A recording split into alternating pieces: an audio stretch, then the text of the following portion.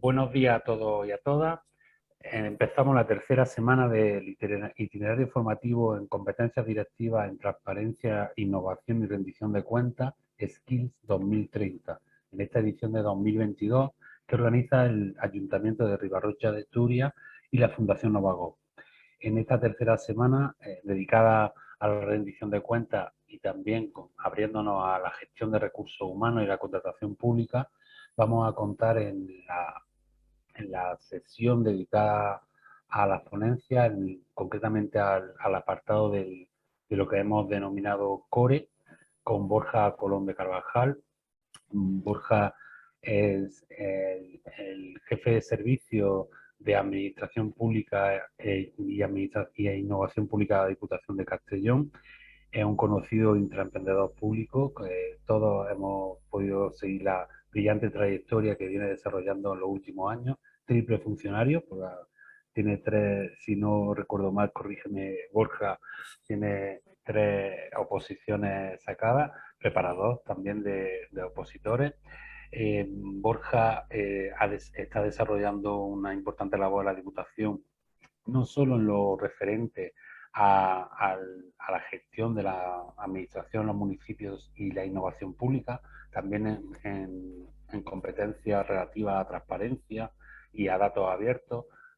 Está situando a la Diputación de Castellón como un referente también en el mundo de las diputaciones en cuanto a la apertura de datos públicos. También está aportando una cuestión que resulta especialmente destacable desde mi perspectiva, que es abrir conjuntos de datos que pueden servir para eh, ayudar a lo que ya se viene llamando la España vaciada, a partir Yeah. Buen día. Hola, buenos días. ¿Podemos silenciar el micro, Carlos, por favor? Y como os decía, más allá de la innovación como concepto, está desarrollando y liderando proyectos que ponen a las personas y a los municipios en el centro de la acción pública. Desde esa perspectiva es francamente interesante seguir lo que viene desarrollando en los últimos años. En estos últimos años también se ha sumado a la Junta Directiva de la Sociedad Española de la Evaluación y hoy precisamente vamos a hablar de ese tema.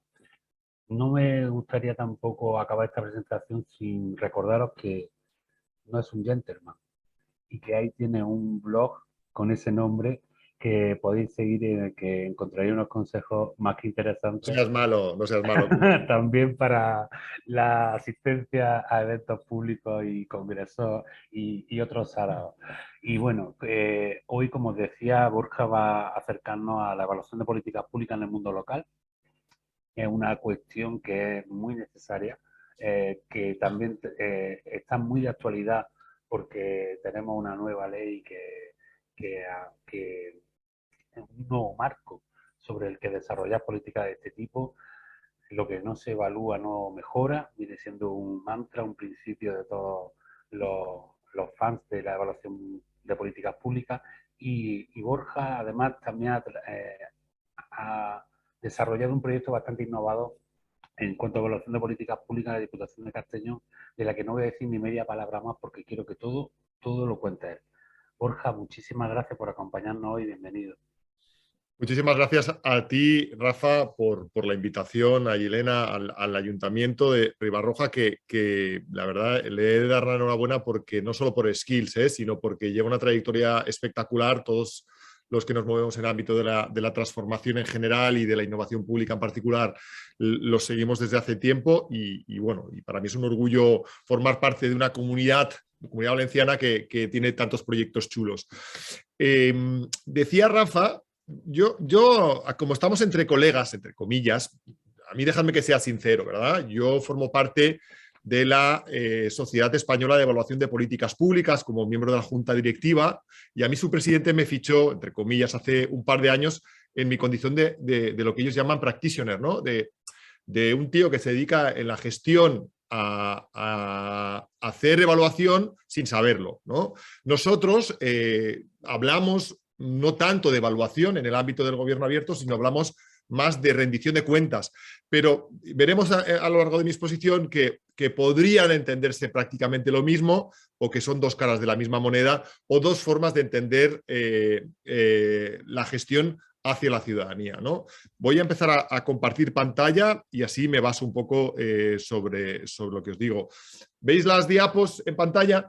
Vale, una cuestión de logística, Rafa. Yo prefiero no, yo si os parece hago mi exposición y luego al final dejamos un turno de preguntas. Pero a ver, si he dicho una burrada y alguien me quiere decir, oye, esto no nos lo dejas claro, detente, tal, yo no tengo ningún inconveniente, me paráis y lo resolvemos, ¿vale? Pero como yo suelo ir como un tiro, lo dejamos para el final. Yo voy a ir controlando el tiempo y a -10, -15 paramos para las intervenciones. Yo he preparado una presentación, a ver, desde mi visión personal de los hechos, de lo que es la evaluación, de lo que es la rendición de cuentas y lo que representa ese combo para el mundo local, ¿vale? En el contexto en el que nos movemos, que me parece que es muy importante, y también trayendo dos experiencias específicas de Diputación de Castellón, una que acaba de apuntar Rafa, que es la del cliente misterioso, una experiencia que ya os puedo decir que para mí cierra un círculo profesional espectacular por el impacto que ha tenido en términos internos y externos, y otro proyecto menos conocido, pero para mí más transformador si cabe, pero del que hemos sacado unos aprendizajes bastante, no voy a decir malos, pero poco profundos, ¿no? Por lo que representaba para mí en impacto y por el poco impacto que ha tenido y que tiene que ver mucho con la evaluación, ¿vale? Dejadme que hablemos un poco del contexto. 4 diapositivas para contextualizar lo que os quiero decir. No hace falta que os hable de Zygmunt Bauman, de tiempos líquidos, modernidad líquida, porque se ha sentado en el relato actual que esto va como un tiro, una sensación de celeridad abrumadora, cambios constantes, a todos los niveles, una sensación nunca vista de incertidumbre que a los decisores, que es lo que hoy nos preocupa, les empuja a tomar decisiones muchas veces de forma precipitada, solapándose con otros niveles de gobierno y de alguna forma improvisada, lo que no deja calar estratégicamente el impacto de las decisiones y sobre todo ver los resultados. Fijaros, ese contexto actual viene un poco fagocitado por lo que se vino a llamar la cuarta revolución industrial y la emergencia de la 5G, ¿no? De la hiperconectividad, de la incorporación de tecnología novedosa como podría ser el blockchain, la inteligencia artificial, machine learning y en definitiva la irrupción, desde mi punto de vista, de lo que es las tecnologías de nueva generación en las organizaciones. Eso ha supuesto, en primer lugar, el elevar a un plano digital la cadena de valor de nuestras administraciones. Es decir, todo lo que antes hacíamos en papel lo hemos digitalizado y eso supone digitalizar el caos, los problemas. De momento no hemos sabido resolver con buen criterio esa digitalización acelerada. Luego veremos un poco el impacto del COVID. En segundo lugar, hemos empujado a una robotización masiva de los procesos, es decir, a intentar automatizar al máximo nuestras tareas, aprovechando también, si queréis, esa tendencia de jubilaciones masivas de los empleados y pensar, ostras, si se me jubilan 5, pues meto un chatbot o incorporo inteligencia artificial en los procesos y no hace falta que incorpore a tanta gente. Y en tercer lugar, la dimensión, cómo ha calado la dimensión de evaluación en todo el proceso, que desde mi punto de vista no se ha hecho con buen criterio porque sí hemos sido capaces de hacer un análisis prospectiva de cómo va a ser el futuro, pero no estamos midiendo de momento el impacto de las decisiones que estamos teniendo ahora de sustituir a hombre por máquina, sustituir máquina por papel y todos estos movimientos de digitalización masiva de los últimos años. Ojo, que ya hay advertencias, como por ejemplo el movimiento de somos mayores, no somos tontos, y otros que nos apuntan a una tendencia que algunos ya estamos recogiendo internamente, a que estamos yendo demasiado deprisa en determinadas ocasiones y nos estamos dejando por el camino cuestiones importantes que luego trataremos. También este auge de la tecnificación, de la incorporación de tecnologías disruptivas, ha producido una ruptura del contrato social. Y esto es súper importante que lo veamos en términos estratégicos como país. ¿Por qué? Porque se ha roto esa sensación de progreso que la generación de nuestros padres tenía, ¿no? Mi padre empezó trabajando de auxiliar en alguna fábrica y acabó siendo el jefe de planta o el director de la misma, ¿no? Esa sensación de progreso social ha desaparecido, ¿no? Se ha producido lo que se viene a llamar el doble filo de la navaja digital, que es, por un lado, crear mucho trabajo al calor de esas nuevas tecnologías, pero por otro lado, un trabajo súper precario, con una sensación de baja calidad y de poca esperanza vital muy grande, ¿no? Eso es lo que ha traído la tecnología y al final se ha producido lo que se llama el efecto Mateo de distribución de la riqueza. Los ricos cada vez más ricos y los pobres cada vez más pobres. En términos de empleo, en términos de riqueza y en términos de progreso, las evaluaciones están dando indicadores bastante nefastos de lo que ha representado el impacto de la tecnología en nuestras sociedades, ¿no? Sobre todo del impacto actual, de alguna forma intensivo. Veremos en el largo plazo cómo acaba la cosa. Y luego vino el COVID, lógicamente, y estamos hablando de una pandemia que ya lleva 2 años y pico y que supuso todavía acelerar más siquiera el influjo de la tecnología en las organizaciones, en las casas, en la sociedad, en las personas.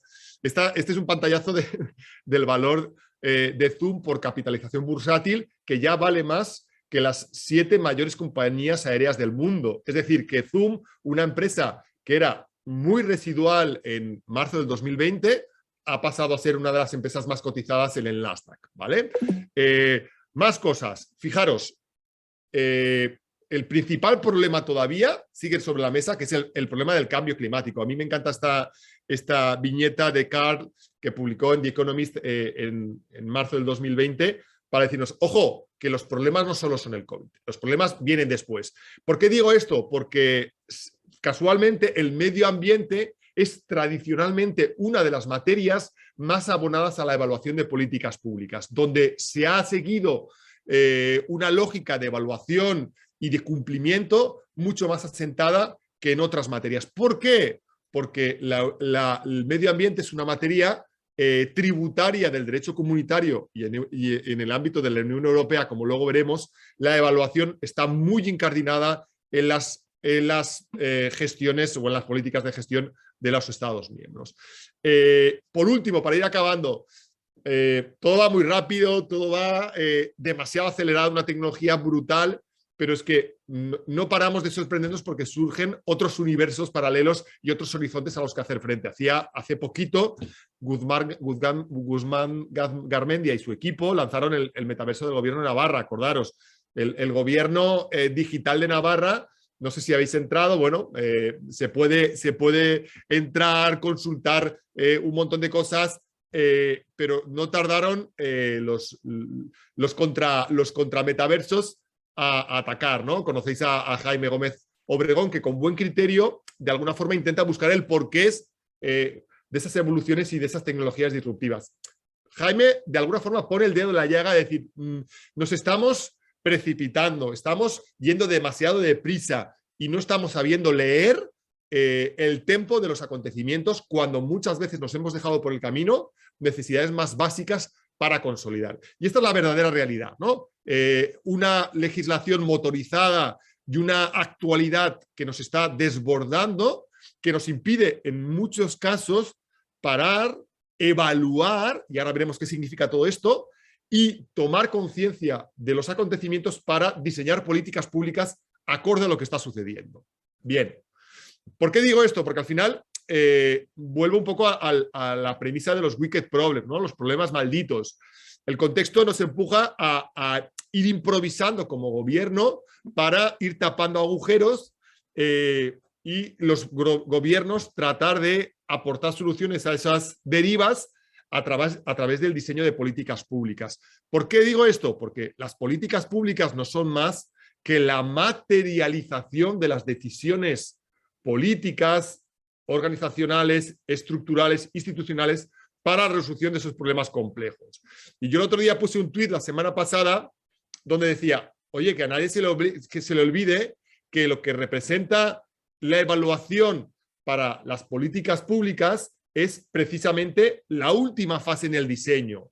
Que a nadie se le olvide que si queremos diseñar políticas públicas acorde a los acontecimientos, tenemos que trabajar esta lógica de gestión, identificar un problema, formular alternativas, decidir la mejor alternativa, probablemente por parte del político, técnicamente poder desplegarla y la última fase en ese ciclo tradicional de Lanswell, la evaluación de las políticas públicas.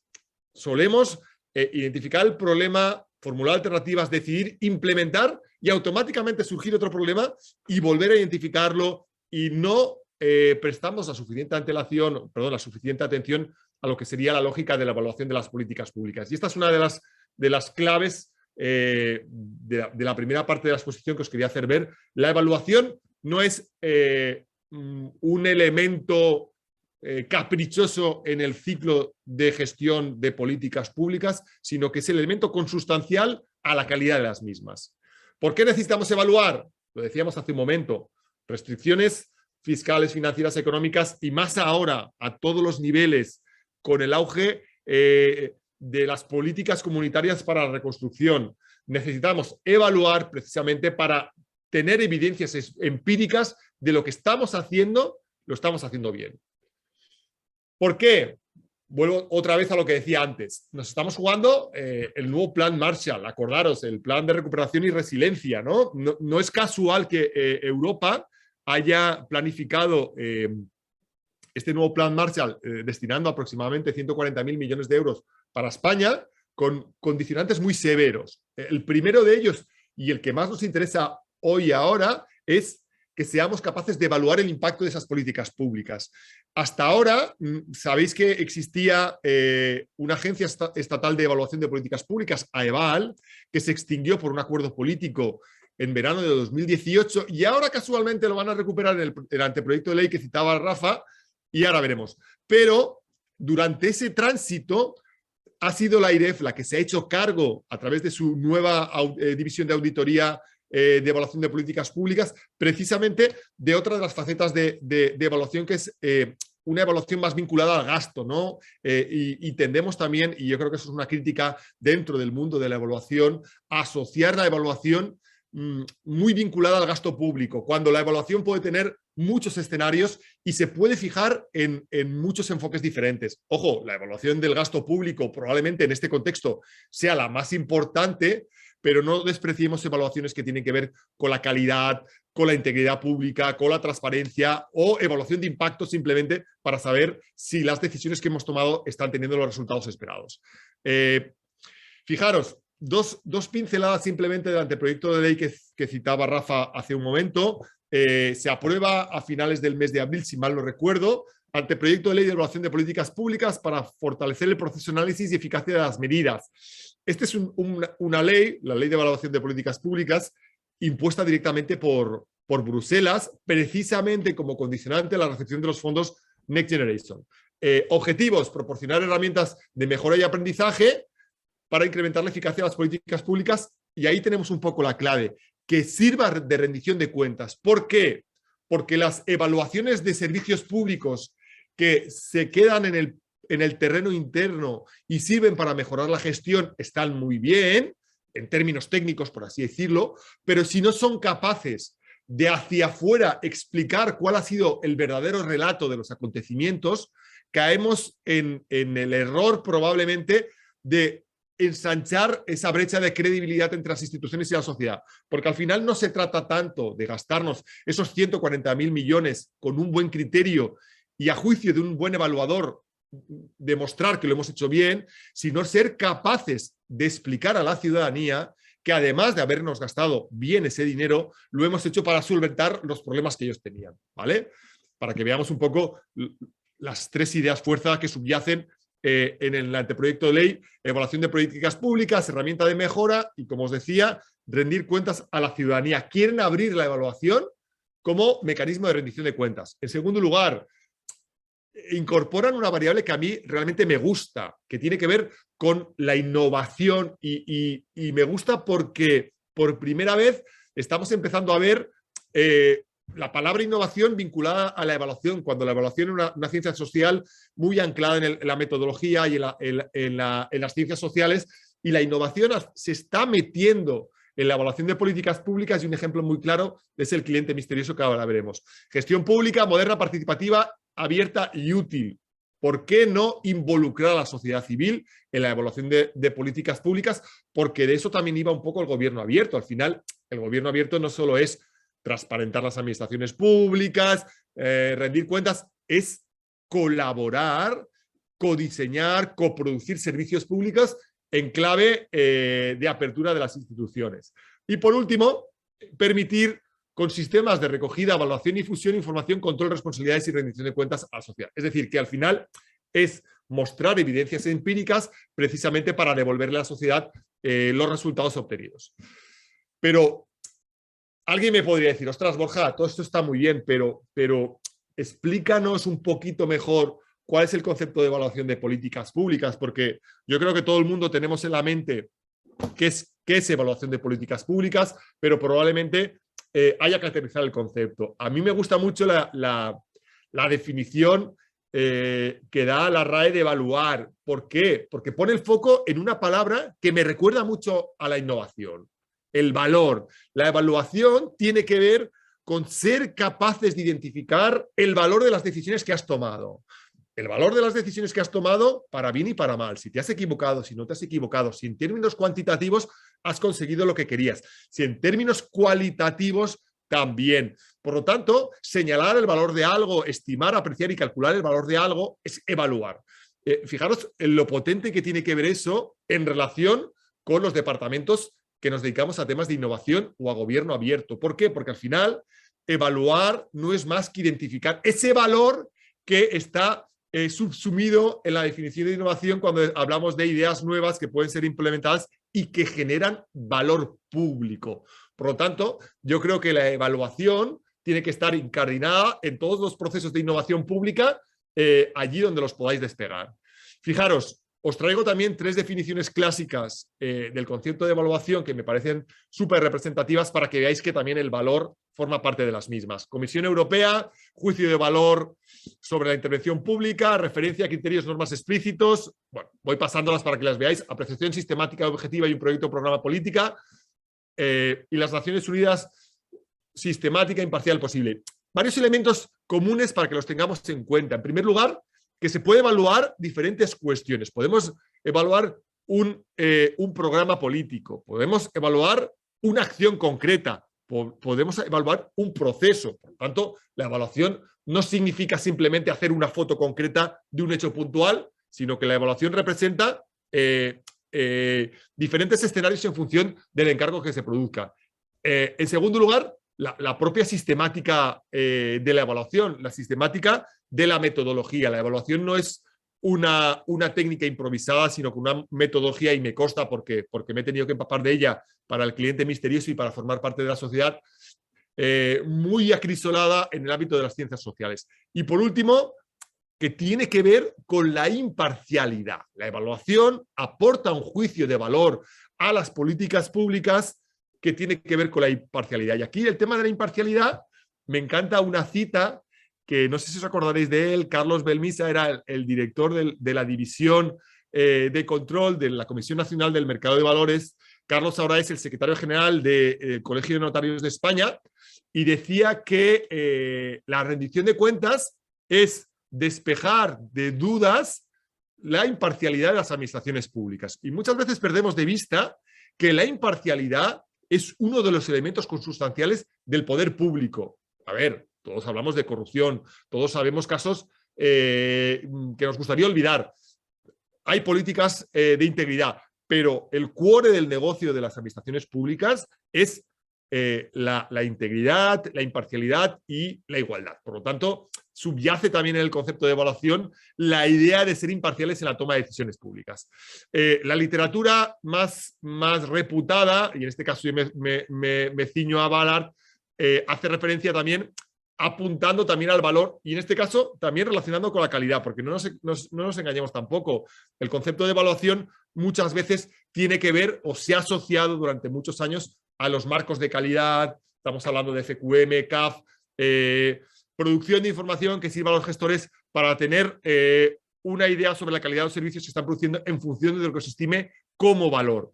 Para mí, y acabo con esta parte de la definición, es esencial que podamos identificar a la evaluación de políticas públicas con el concepto de valor y con el concepto de imparcialidad. Si tenemos eso claro, será mucho más fácil justificarlo y aterrizarlo en el ámbito de la gestión de las administraciones públicas.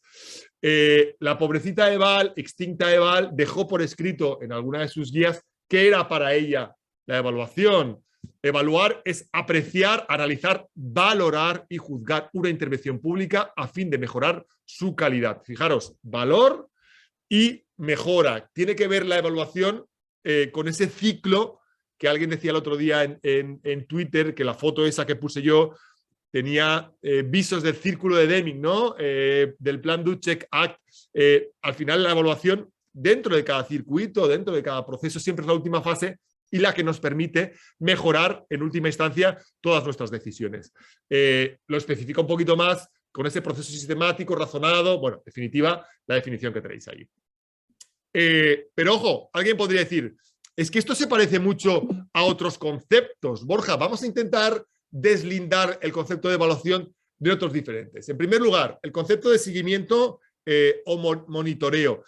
Yo os diría que el seguimiento tiene que ver más con el progreso de las acciones, de la capacidad que tienen de los gestores de ir viendo el progreso de una acción concreta tomando datos a través de determinados indicadores. Es un proceso continuado en el tiempo y no un hecho puntual como la evaluación que se produzca a través de un encargo concreto para una decisión determinada. Y generalmente el seguimiento y el monitoreo se suele hacer por los propios gestores del proyecto, es decir, por los tramitadores. Cuando las evaluaciones, lo que la lógica apunta para que se someta a esa imparcialidad es que ese encargo sea un encargo externo por una agencia, por un equipo de evaluadores independientes. En segundo lugar, la investigación social. En términos generales, podríamos decir que la evaluación de políticas públicas es una metodología concreta de la investigación social, y es cierto, pero se diferencia de otras ciencias sociales por los problemas a los que suele abordar. Nosotros nos ceñimos más en problemas de anclaje político, institucional y de gestión, y las ciencias sociales tienen que ver más con problemas del ámbito del pensamiento humano o conductual. Pero, no obstante, digamos que parten de la misma premisa. También es cierto que en el ámbito de las ciencias sociales, los investigadores suelen tener su propia iniciativa para abordar una investigación concreta. La evaluación de políticas públicas es más reactiva, digamos que solo se activa a demanda del gestor. Es decir, se encarga por parte del gobierno concreto evaluar una política de tráfico, se encarga por el ayuntamiento evaluar la política de empleo. Digamos que es una acción más reactiva. Y la parte fundamental que diferencia las investigaciones sociales de la evaluación de políticas públicas es justo lo que acabamos de ver. La evaluación de políticas públicas tiene un componente de juicio de valor, cuando las investigaciones sociales básicamente tienen un componente meramente descriptivo. Yo creo que esa parte es súper importante. Y por último, la parte de auditoría y control, que alguien podría decir, bueno, la evaluación no es más que una auditoría y un control. Bueno, si somos un poco laxos en las definiciones, quizás sí, pero desde mi punto de vista la auditoría y control tiene que ver con medir más las desviaciones de los proyectos en relación con las normas que los regulan. Estamos hablando de normas administrativas, contables, financieras.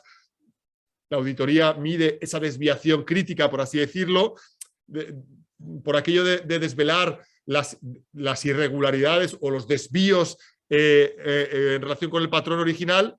Y esas irregularidades muchas veces pueden entrañar sanciones, ¿no? Yo estoy hablando de Tribunal de Cuentas, auditorías de AIREF y demás, cuando las evaluaciones públicas sabéis que no tienen ningún tipo de sanción asociada.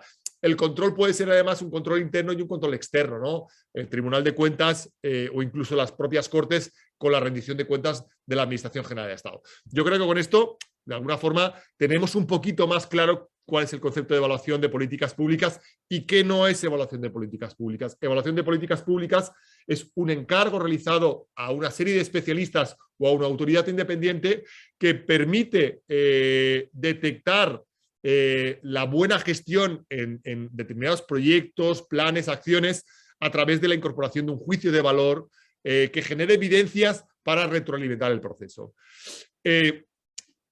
No obstante, una cosa es cuál es la definición de evaluación de políticas públicas y otra diferente es ¿para qué? ¿Para qué queremos evaluar políticas públicas? ¿Cuál es la motivación? Y esto es muy importante cuando vayáis a vuestros concejales, a vuestros diputados, a vuestros directores generales y les pidáis querer evaluar una política pública que habéis diseñado.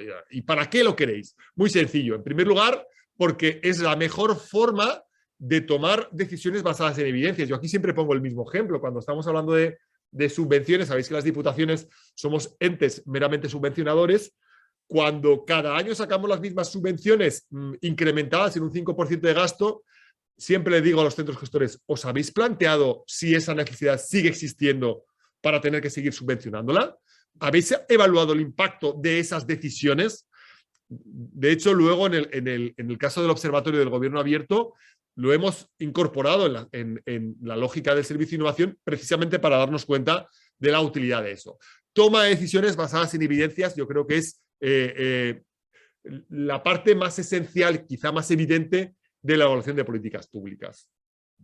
En segundo lugar, y huelga decirlo en un contexto como en el que nos encontramos, esa toma de decisiones más racional nos permitirá ajustar los pocos recursos escasos que tenemos para asignarlos a lo que tocaría. Por lo tanto, favorecemos la eficacia y la eficiencia promoviendo la racionalidad del gasto. Ojo, recursos escasos, situación de crisis económica, hay que atinar con lo que tenemos. En tercer lugar, y a mí me parece esencial porque hemos perdido de vista muchas veces en las organizaciones, y lo digo por la mía en primer lugar, lo que representa en términos estratégicos la propia evaluación, porque no somos conscientes de la deriva a la que nos vemos sometidos como organizaciones por no seguir un plan concreto, un plan estratégico, un plan de mandato, un plan de gobierno, si no somos capaces precisamente de ir evaluando a medida que va avanzando ese plan, cuál es el impacto que estamos teniendo. Por lo tanto,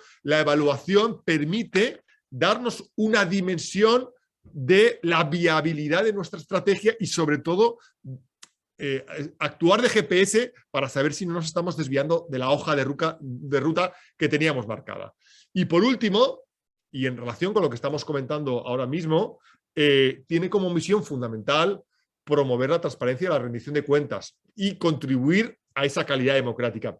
Y esta parte yo creo que es quizá la más importante como propósito de la evaluación de políticas públicas, que es, hombre, evidentemente, generar un pool de evidencias para unas decisiones razonables, ahorrar el coste y fortalecer esa dimensión estratégica, pero no nos equivoquemos, somos instituciones públicas y existe una tremenda brecha de credibilidad todavía entre las instituciones y la sociedad, y la evaluación de políticas públicas / rendición de cuentas, que es la forma de explicar esos resultados obtenidos, es precisamente la que va a acabar fortaleciendo la calidad democrática y acortando esa brecha en términos institucionales.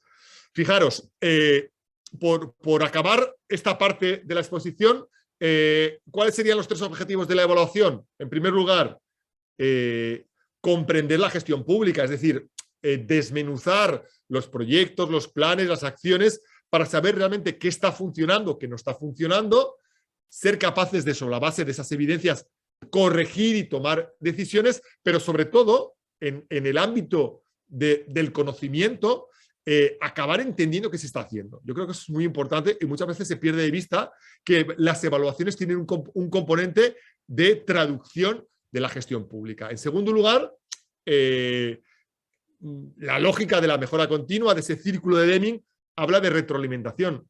Una evaluación o una revisión no es más que un mecanismo de corrección que permite una decisión que se ha tomado a la ligera a través de esa evaluación, identificar los elementos que nos pueden permitir, de alguna forma, mejorar en la misma. Y por último, y como decíamos hace un momento, la famosa accountability, la rendición de cuentas. Explicar eso hacia afuera y ser capaces de traducir el mensaje que queríamos para que la sociedad lo conozca y lo haga propio de la forma más llana posible.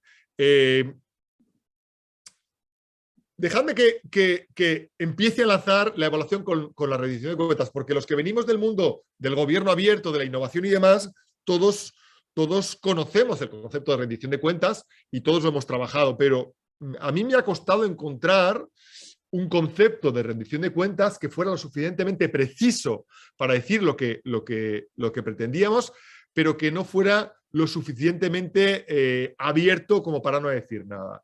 Y después de muchos años, al final me he quedado con esta definición del Consejo de Participación Ciudadana y Control Social de Ecuador, que dice, es el proceso mediante el cual quienes toman decisiones sobre la gestión de lo público cumplen su deber y responsabilidad de explicar, dar a conocer o responder a la ciudadanía sobre esta y sus resultados.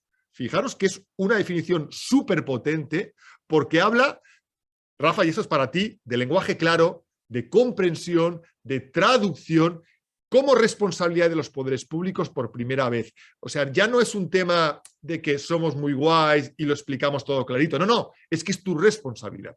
Y segundo, sobre los resultados de esa gestión. Es decir, que estamos evaluando y a mí no me vendas solo, no me cuentes solo las cosas bonitas. Dame una explicación coherente, clara, que yo pueda entender de qué estáis haciendo como poderes públicos. Yo creo que esta definición, de alguna forma, es súper potente para los que nos dedicamos, por una parte, a temas de evaluación y por otro, a gobierno abierto.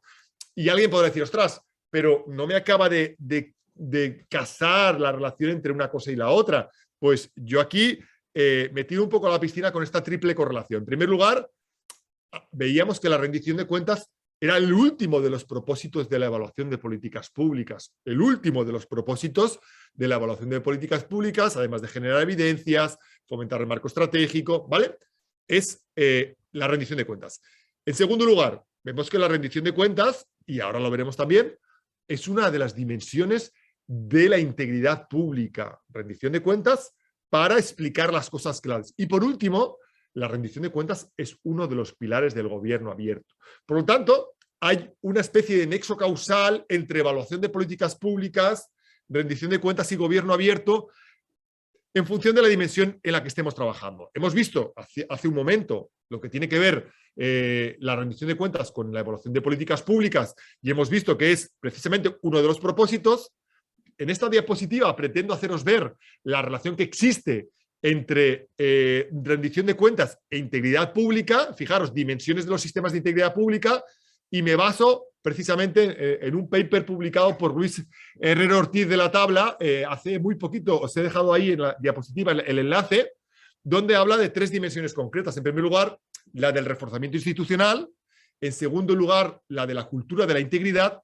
Y en tercer lugar, casualmente, la dimensión de la rendición de cuentas, donde nos encontramos tres elementos: canales de quejas, sistemas de evaluación y órganos de garantía. Casualmente, los sistemas de evaluación de políticas públicas se encuentran subsumidos en la categoría de rendición de cuentas como dimensión de ética e integridad institucional, lo cual para mí es súper potente para justificar un poco el anclaje de nuestras iniciativas evaluadoras. Y por último, algo que es de los últimos años, los que llevamos. Yo, a pesar de mi aparente juventud, ya tengo mis añitos y llevo 9 años al frente del Servicio de Innovación, impulsando políticas de gobierno abierto. Se dice pronto, 9 años. 9 años hemos visto que el gobierno abierto pasaba de ser el memorándum de Barack Obama a hacer muchas otras cosas. Y ahora la OGP, que sabéis que es la organización internacional que de alguna forma aglutina el think tank en materia de gobierno abierto, ya incorpora como pilar 2 la integridad y la rendición de cuentas. Por lo tanto, si integra la rendición de cuentas como pilar del gobierno abierto, está integrando la evaluación. No sé si estáis de acuerdo conmigo. Si uno de los propósitos de la evaluación es la rendición de cuentas y la rendición de cuentas es uno de los pilares del gobierno abierto, yo concluyo, y quizás es un poco pretencioso por mi parte que la evaluación de políticas públicas forma parte de los pilares del gobierno abierto. Y dejadme que estos minutitos, que me quedan 10 minutitos, os comente precisamente, o 5 minutitos, esas dos experiencias a las que me refería. En primer lugar, el Observatorio del Gobierno Abierto Municipal. El Observatorio del Gobierno Abierto Municipal tiene una historia muy curiosa, que forma parte de un encargo que nos hicieron desde CGLU, que es, para que nos entendamos, la Federación Española de Municipios y Provincias a nivel mundial. CGLU es la Organización Mundial de Municipios y Entidades de Gobiernos Locales a nivel mundial. Hizo un encargo a FEM España para que desarrolláramos una encuesta que permitiera medir el nivel de apertura de las instituciones a nivel mundial y que fuera capaz de responderlo un ayuntamiento, o como se llame, de Uganda, de Bangladesh o de América Latina. Bueno, fue un encargo que nos hicieron, materializado por un test de autoevaluación desarrollado a 3 bandas por Sergio Jiménez, Diputación de Guipúzcoa y Diputación de Castellón. Ese test lo podéis encontrar en gobiernoabiertomunicipal.idcap.es, y lo que hace ese test, lo tenéis aquí, bueno, luego ha sido desarrollado también por la FEM, es otorgar una puntuación en los 6 cajones del gobierno abierto. Fijaros, administración electrónica, transparencia, participación, datos abiertos, ética y ODS. Y además te sugiere una serie de proyectos para desarrollar mayor puntuación y alcanzar el gobierno abierto. Bueno, a lo que vamos. Eso lo lanzamos en 2021, condicionado a dar una subvención. Es decir, oye, si queréis las subvenciones de transparencia y participación, vais a tener que hacer el test de autoevaluación. Hacéis el test de autoevaluación y eso, como ayuntamientos, os dará una especie de foto real del estado del arte del gobierno abierto en vuestro territorio. Este año 2022, ¿qué hemos hecho? Además de condicionar otra vez la subvención a volver a hacer el test, les hemos pedido que hagan una evaluación de impacto de las subvenciones del año pasado para saber hasta dónde se ha llegado. Y hemos abierto el observatorio a todo el territorio y a toda la sociedad para que la gente vea precisamente cuál es la puntuación del Ayuntamiento de Benicarló en transparencia comparativamente con Vinaroz y con Peñíscola. ¿Qué vamos a hacer el año que viene? Permitir que los ayuntamientos carguen evidencias documentadas para fomentar con mayor medida la evaluación de esas políticas públicas y cruzar los datos con otras herramientas para evitar que nos tomen el pelo. Bueno, yo sé que he ido súper rápido, pero la idea se entiende. Es decir, fomentar la autoevaluación de políticas públicas en materia de gobierno abierto para que los ayuntamientos tengan su foto fija y eso se pueda publicitar a la sociedad. ¿Cuáles son los aprendizajes de este proyecto? En primer lugar, que a la sociedad, no voy a decir que sea la repampinfla, pero la sociedad no está pendiente de nuestros portales, no mira nuestros portales cuando muchas veces la riqueza de los mismos es brutal. A mí se me caen, perdonad la expresión, los huevos al suelo cuando veo que tengo un portal con 130 municipios que han hecho un test de autoevaluación, un esfuerzo por evaluarse, que compiten entre ellos por saber quién es mejor y que no le interesa a nadie. Eso, para mí representa un fracaso en términos, ojo, de comunicación hacia afuera. En segundo lugar, los ayuntamientos no acaban de entender que muchas veces la parte comparativa es un juego de suma cero. Aquí de lo que se trata es que veas que los otros están haciendo otras cosas, que copies, benchmarking, networking y que todos hagamos cosas para mejorar, ¿vale? Internamente tengo mi gente súper desgastada, es decir, mis compañeros están todos que se quieren tirar por la ventana porque han hecho un trabajo enorme y dicen, no está sirviendo de nada. Y tienen toda la razón del mundo. Y por último, un poco lo que os decía antes, al final la conclusión quizá puede ser, ¿hemos corrido demasiado? Hubiéramos tenido que asentar la transparencia, asentar el gobierno abierto y luego hablar de evaluación o la evaluación iba primero que todo. Y ser conscientes de que cada proyectito que hagamos tenemos que evaluarlo, ver el impacto, si no se ha asentado, volver atrás, incidir. Es un poco la conclusión que os quiero dejar.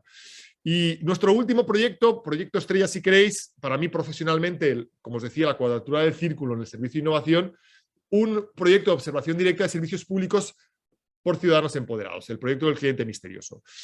Todo surge a través de una estrategia de participación ciudadana que diseñamos en el año 2017, donde pretendemos incorporar en la estrategia a todos los actores implicados en el gobierno provincial. Creamos una estrategia con un modelo muy coral y muy participativo a través de un consejo de participación.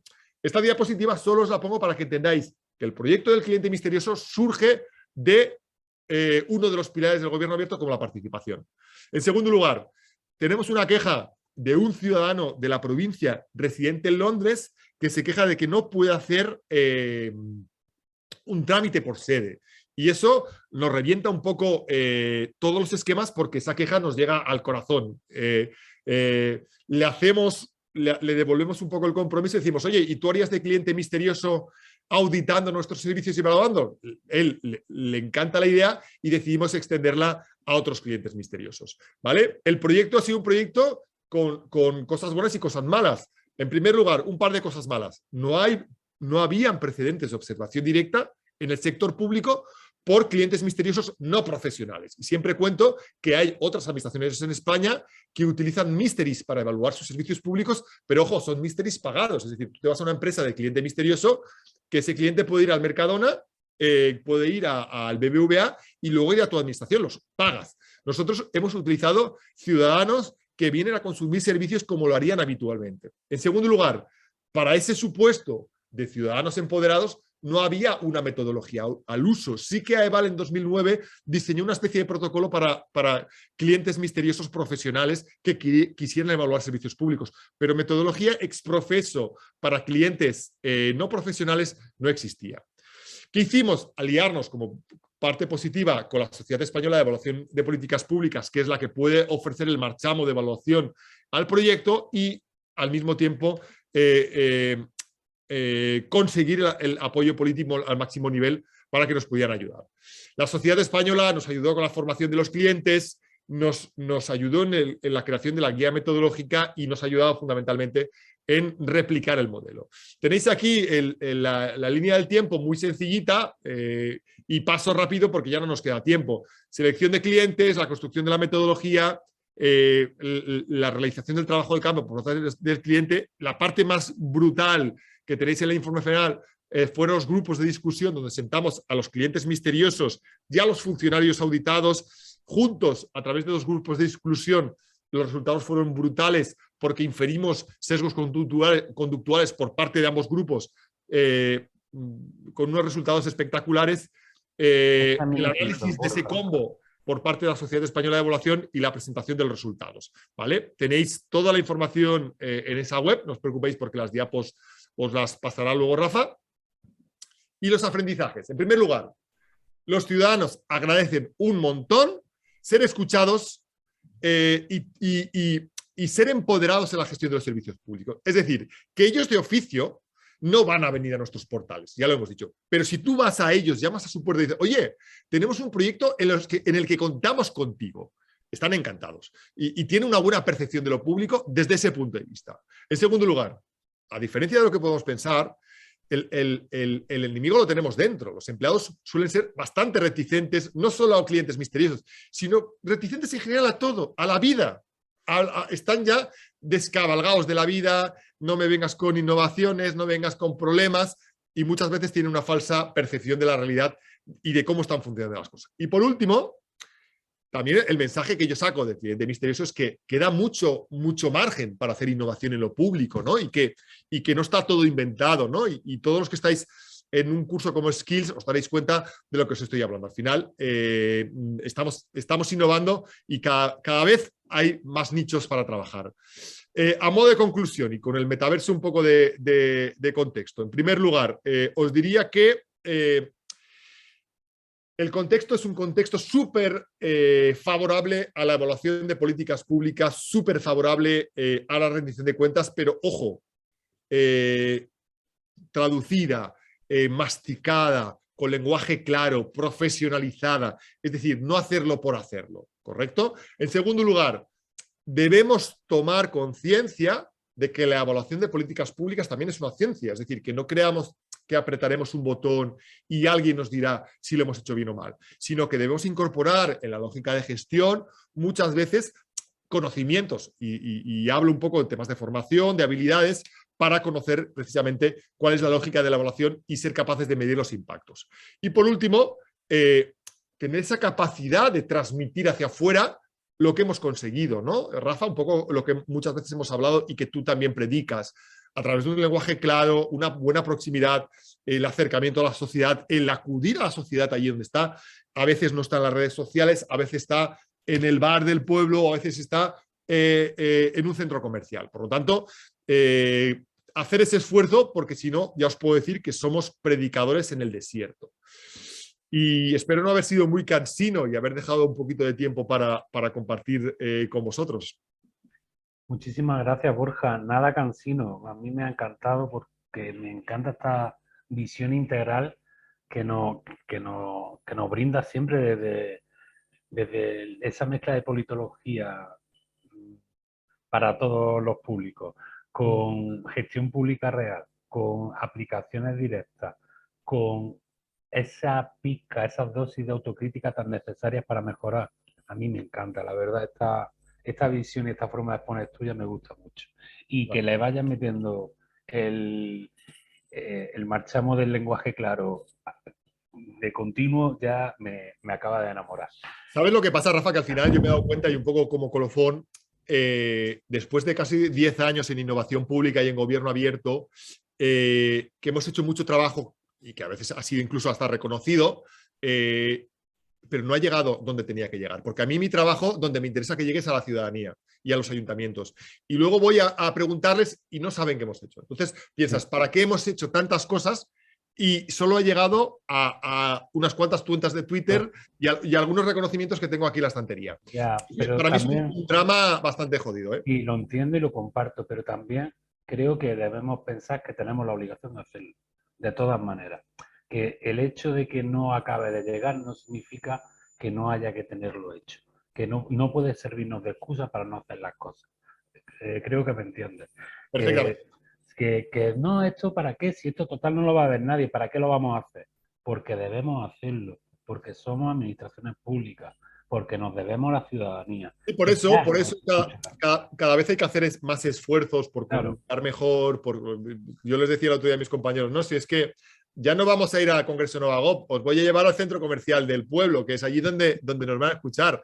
Y decían, no, que queremos ir a Novagop. Digo, bueno, también iréis a Novagop, pero luego tenéis que ir al bar del pueblo, tenéis que ir claro. a los columpios, donde... Y a la playa. Sí, sí, Efectivamente, sí. y a Es explicar que, las cosas donde nos escuchen. claro, ese mensaje que también Amalia nos lleva años enseñando, ¿no? Vamos a donde están los ciudadanos. Si queremos que los ciudadanos nos escuchen, vámonos allá donde estén y vamos a hablarles, que es otro tema que tenemos, ya no es el lenguaje claro, sino vamos a hablarles en los términos en los que ellos hablan. Vamos a hablarles con sus códigos.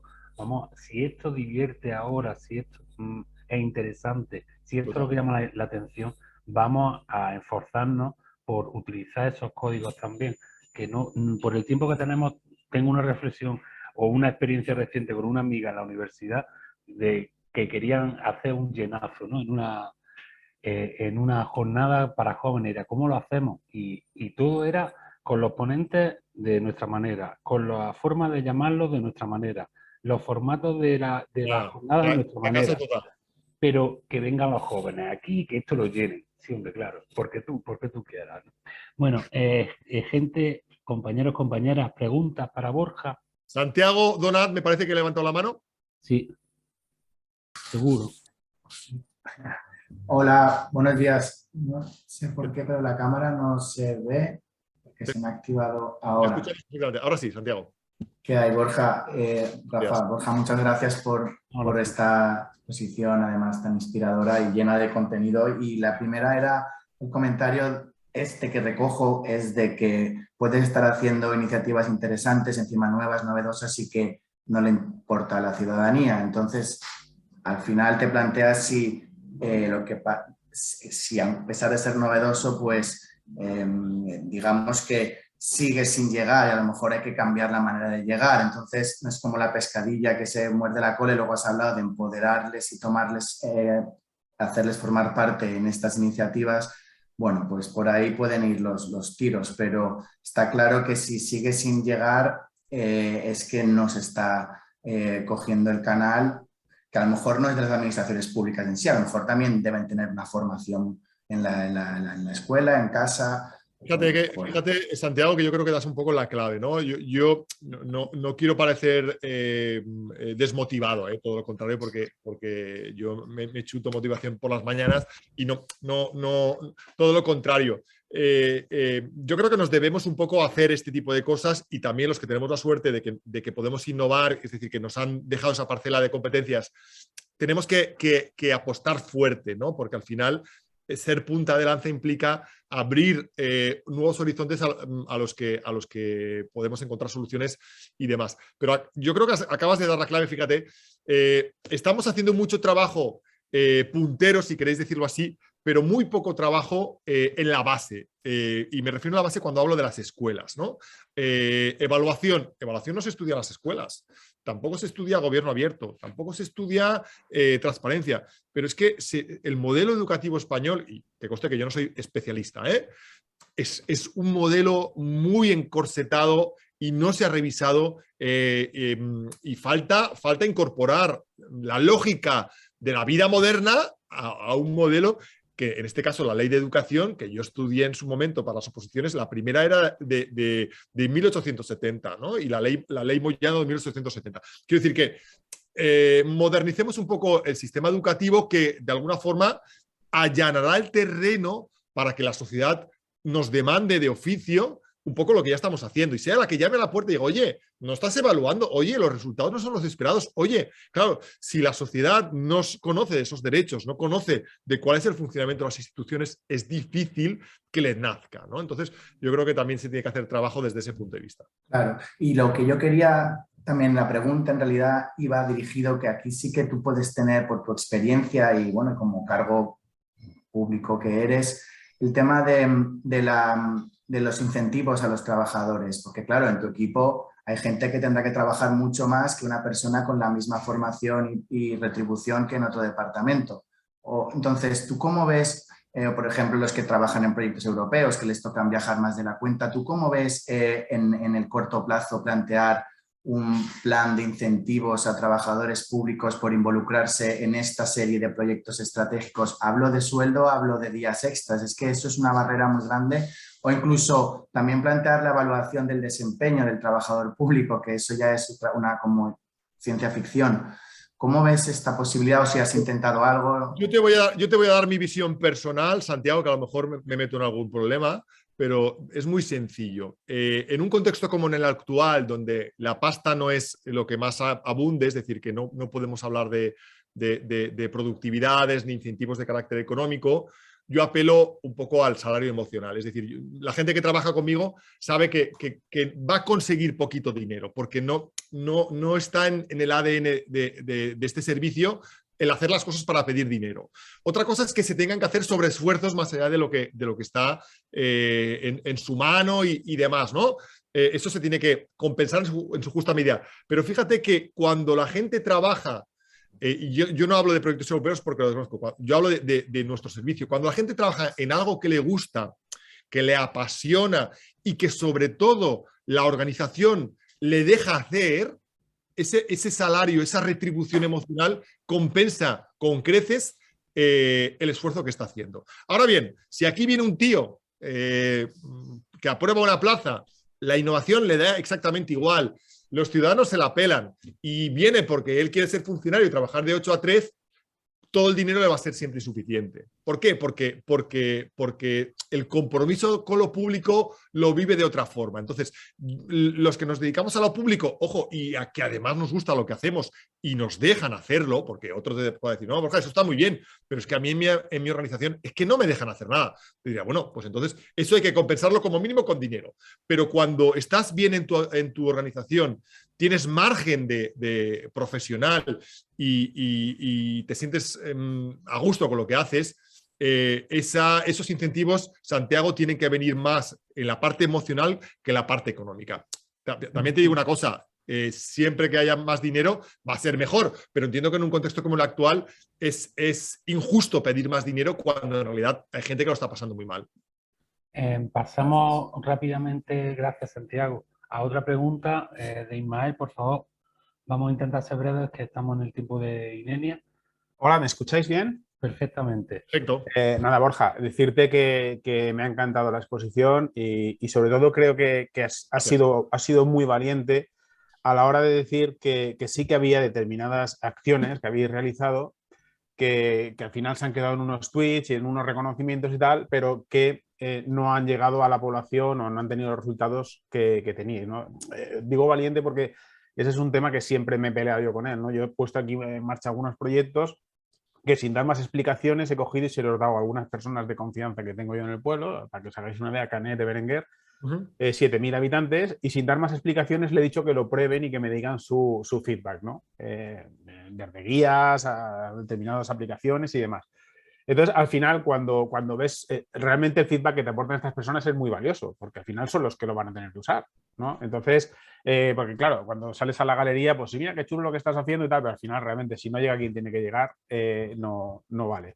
Entonces, yo quería preguntarte en un ayuntamiento pequeño, como es el caso en el que yo estoy, primero, ¿cómo impregnas al resto de los compañeros de esta dinámica de innovación?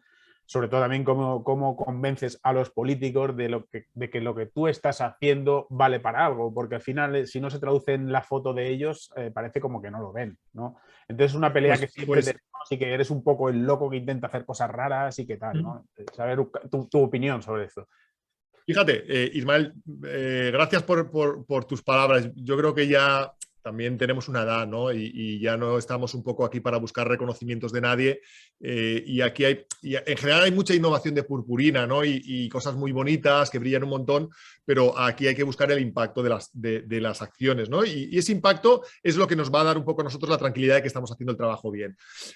A tu pregunta, para mí, la tarea más importante de mi día a día, la más importante es la de telepredicador. Yo me dedico una buena parte de mi jornada a convencer a la gente. ¿Cómo lo hago? Pues tío, vas a la persona que no te has ganado todavía, intentas buscar su sensibilidad para hacerle partícipe de tus proyectos, ¿no? Yo ahora estoy metido en temas de teletrabajo y demás.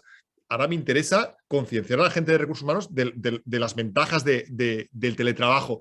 Quiero decir que al final no es tanto el que te vean como un iluminado que viene aquí a traer el cielo, sino todo lo contrario, incorporar esas conciencias en tu forma de entender la gestión y hacerles partícipe. Yo creo que tiene que ver un poco con esa labor no sé si decir el innovador o como quieras llamarlo, de ir haciendo grupeta, de ir haciendo comunidad, de ir haciendo piña, ¿no? Y siempre, Ismael, en tu ayuntamiento tienes un 20% de personas que las tienes afines a la causa a muerte, ¿vale? Tienes a un 60% que se la pela y tienes a otro 20% que te odian.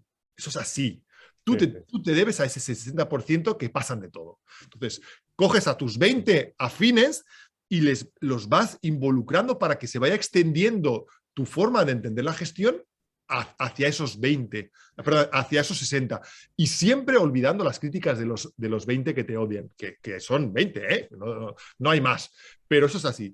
Y que los resultados hablen por ti. Nunca seas tú el que hable por tus resultados. Estos 60 muchas veces los hemos intentado convencer lanzando un proyecto en un servicio que sabes que puede ser catalizador y que no lo acaba de ver claro, y muchas veces cuando funciona bien, entonces es cuando exponen los resultados al resto de compañeros y compañeras, entonces cuando empiezan a pedirte sumarse al proyecto, ¿no?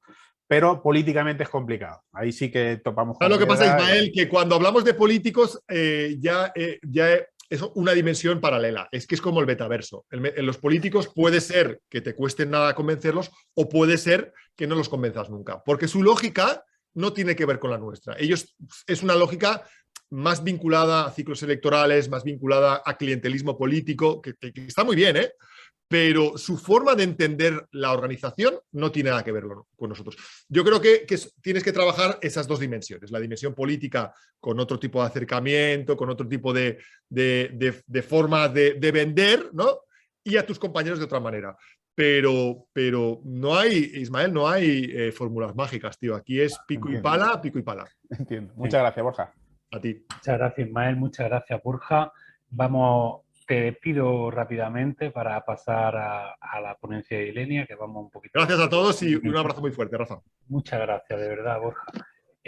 Un segundo solo antes de presentaros a Ilenia. Os he dejado en el chat el enlace a dos preguntas, ¿vale? Son dos preguntas muy breves que nos van a ayudar mucho en aspectos de organización de cara a los talleres de esta semana y también, pues, hoy que hablamos de evaluación, pues, un poco conocer qué idea tenéis de este Skill 2030 y ver, pues qué os ha parecido, ¿no? Así que, por favor, sobre todo la primera pregunta de los talleres y especialmente el taller virtual para ver cómo organizamos la logística de ese taller, pues todas las respuestas que nos deis van a ser de mucho valor para nosotros. No voy a tardar ni 30 segundos, de verdad, en completarlo y tenéis, como os digo, en el chat el enlace para responder directamente.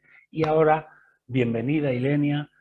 Muchas gracias. Bienvenida a casa. Es un poco raro porque está allí, pero bienvenida a Skill 2030. Bienvenida. Esta es la última ponencia en lo que venimos denominando training dentro de esta formación bueno, pues contar con la experiencia de personas empleadas públicas que nos van a contar de una perspectiva muy práctica qué es lo que están haciendo en sus respectivos puestos de trabajo, pues para que nos sirvan de inspiración, para que nos den ideas, para que nos digan cómo se ha desarrollado esto, también desde la perspectiva de la dirección pública local, como es el caso de Ilenia Díaz Morán, secretaria general del Ayuntamiento de Ribarroya de Turia, ya 5 años y pico, si no me equivoco. Sí, ya lleva también tiene una trayectoria anterior en otros ayuntamientos de la Comunidad Valenciana, licenciada en Derecho, también tiene un posgrado en contratación pública con la UDIMA, creo que también con UDIMA pues tenemos una relación especial en Ribarroya, ¿verdad? En cuanto que han hecho una cosa muy innovadora, que es esta cátedra de contratación pública que está, permitidme la expresión, en pañales. Es muy reciente, tiene muy poquitos meses y seguro que va a aportar muchas cosas porque hay gente con muchísimo valor, con mucha experiencia y que va a apostar mucho por la profesionalización, que es uno de los temas que seguro que hoy nos va a hablar Ilenia. Ilenia, en estas presentaciones improvisadas que os digo, pues de Ilenia me gustaría recalcar el valor de creer en los proyectos y en las personas y cómo ha podido estar liderando un grupo de auténticos entusiastas de la gestión pública y de la innovación pública en el Ayuntamiento de Ribarroya de Turia, dispuestos siempre a mejorar y están situando a un municipio de 20.000 habitantes como una referencia a nivel nacional en temas relacionados con la contratación pública, la integridad pública, la transparencia y también la innovación.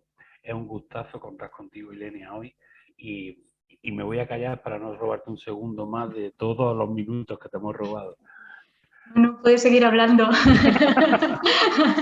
Muchísimas gracias, de verdad, Rafa. Un cariñoso saludo. De verdad, muchísimas gracias también a la Fundación Novagov porque este itinerario formativo ha superado todas nuestras expectativas y eso que con vosotros siempre las expectativas están muy altas. De verdad, un lujazo. También quería agradecer a mi ayuntamiento, el Ayuntamiento de Ribarroja de Turia y en especial al Departamento de Participación Ciudadana, liderado por la concejala Esther Gómez Laredo, Adrián Vicente, que ya no está con nosotros, pero que le quiero mandar un cariñoso saludo porque su papel ha sido fundamental aquí en Skills. Y bueno, como comentaba Borja, ¿no? el que desde tu organización se organicen este tipo de itinerarios formativos es salario emocional, ¿no? Estar en un ayuntamiento donde se organiza esto, donde se cree en esto, pues la verdad que es un gustazo, ¿no? Y es un chute de motivación para seguir. Bueno, yo tras los agradecimientos, buenos días a todas y a todos que he entrado directa a los agradecimientos. Muchísimas gracias por estar aquí, por acompañarnos en esta acción formativa y bueno, yo en mi caso voy a compartir ya pantalla directamente. A ver, perdón, a ver, que lo tenía aquí preparado. A ver.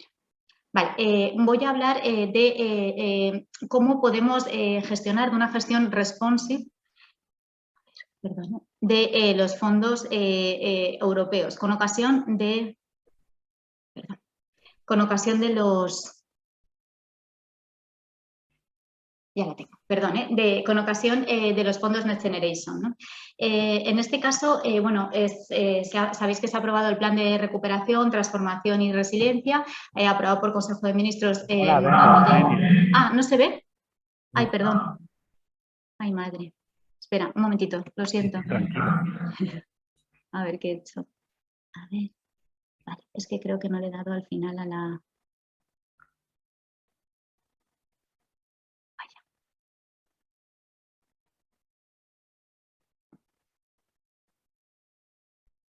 Vale, aquí, perdón. Nada. Ya está. Las prisas son malas consejeras. Sí, he ido ahí. Bien. Esta ya está. Ya está, espera, a ver si puedo... A ver si lo ponemos en pantalla completa. Sí. Bien. Ahí. Perdón. Ay, ¿cómo lo siento?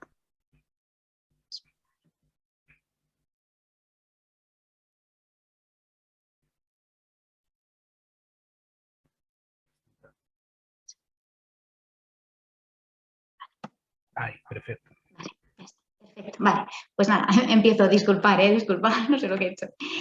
Bien, pues como os decía, se ha aprobado este plan de recuperación, transformación y resiliencia, en el cual, bueno, pues la idea un poco es reparar un poco las gravísimas consecuencias de la crisis sanitaria, de la terrible pandemia que nos ha asolado, pero no solamente eso, sino que no solamente se quería quedar ahí, sino que lo que se pretende es, bueno, pues realizar toda una serie de reformas estructurales, ¿no? Sociales y económicas, ¿no? Inspiradas en 4 ejes, que son estos que se establecen en el plan, que son la transición ecológica, la transformación digital, la igualdad de género y la cohesión social y territorial, ¿no?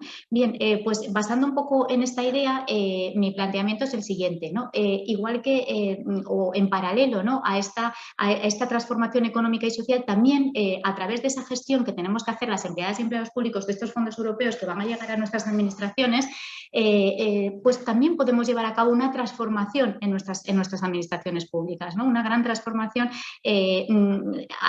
bueno, que se ajuste a estos nuevos retos, unas nuevas formas de gestión para estos nuevos desafíos que tenemos a la vista, ¿no? Y para ello yo os propongo un pack básico de herramientas infalibles, ¿no? De cómo podemos hacer para gestionar estos fondos europeos, pero no solamente para gestionarlos con éxito, sino para que el modo de gestionar impregne en nuestras organizaciones de tal manera que se consolide un nuevo modo de hacer las cosas, pero a nivel general, ya no solo vinculado a estos fondos europeos, ¿no? Y bueno, como soy jurista, siempre lo vinculo todo bueno, siempre intento encontrar justificación en algún texto normativo y en este caso estas herramientas infalibles que aquí os señalo, que son la planificación, que ahora iremos viendo cada una de ellas, la gestión por objetivos, simplificación, fomento proactivo de la participación, digitalización e integridad, están todas extraídas de una norma del Real Decreto Ley 36/2020 por el que se aprueban medidas urgentes para la modernización de la Administración y para la ejecución precisamente de este plan de recuperación y resiliencia. Es decir, que no es una creación, sino que las tenemos ahí en una norma jurídica, ¿no? Donde